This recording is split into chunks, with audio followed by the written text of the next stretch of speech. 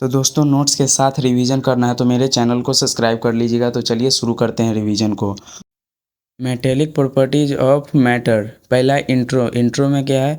All atoms are made up of tiny particles called atoms. Atoms have a permanent magnet dipole moment are called magnetic atoms due to their metallic so different metallic behaviours.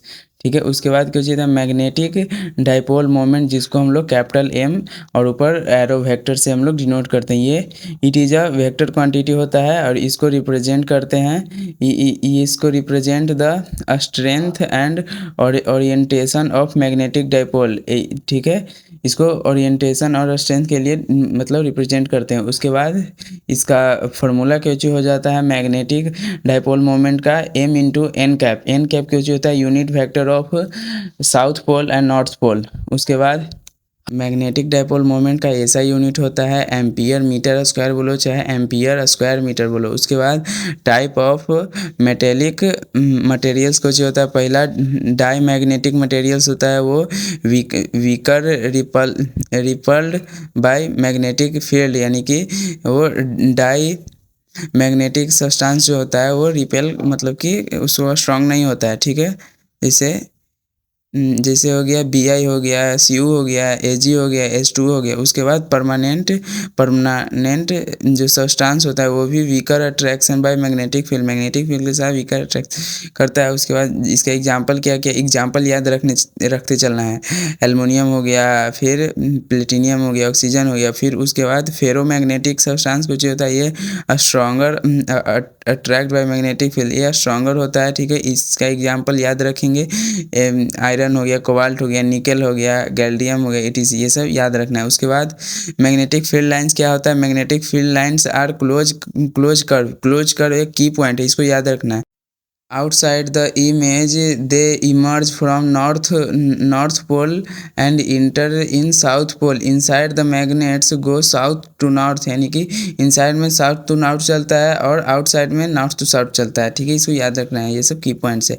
उसके बाद magnetic सस्पेबिलिटी, ठीक है, इसको XM से denote करते हैं। It is a measure by the degree to which metallic can be magnetised.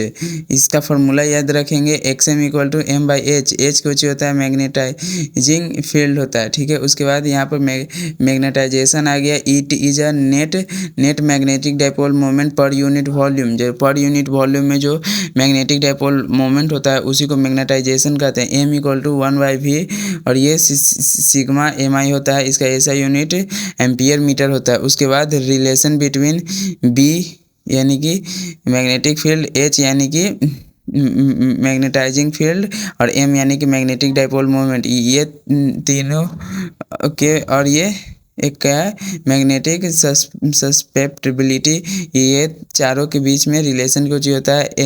M equal to X/H होता है। तो नोट्स में जैसा कि आप लोग देख पा रहे हैं वैसा ही इसका रिलेशन होता है। उसके बाद कुछ होता है बिहेवियर्स ऑफ मैग्नेटिक फील्ड का बिहेवियर कुछ होता है। पहले जो टाइप था, पहला डाई मैग्नेटिक में वो स्मॉल नेगेटिव होता है। ठीक है, स्मॉल नेगेटिव होता है। ठीक है, कि क्या XM मतलब जानते हैं मैग्नेटिक सस्पेबिलिटी होता है और ये बिहेवियर वीकर होता है। जैसा कि आप लोग नोट्स में देख रहे हो वैसे आप लोग ये मतलब एक बार याद कर लो पूरा, मतलब पूरा बोल कर पूरा याद कर लो और फिर अपने से कॉपी पर पूरा लिख डालो। और इतना कर लिए तो बोर्ड के लिए तो प्रिपरेशन हो गया समझो तब। और थोड़ा थोड़ा न्यूमेरिकल्स लगा लो, हो गया काम। उसके बाद नीचे में लिखा हुआ है क्या क्या की पॉइंट्स, ये सब लिखा हुआ है, ये सब आप लोग देख लो। ठीक है, और ऐसा ही मतलब नोट्स रिवीजन चाहिए तो मेरे चैनल को सब्सक्राइब ज़रूर कर लीजिएगा। मिलेंगे एक और ऐसे ही नोट्स वीडियो के साथ।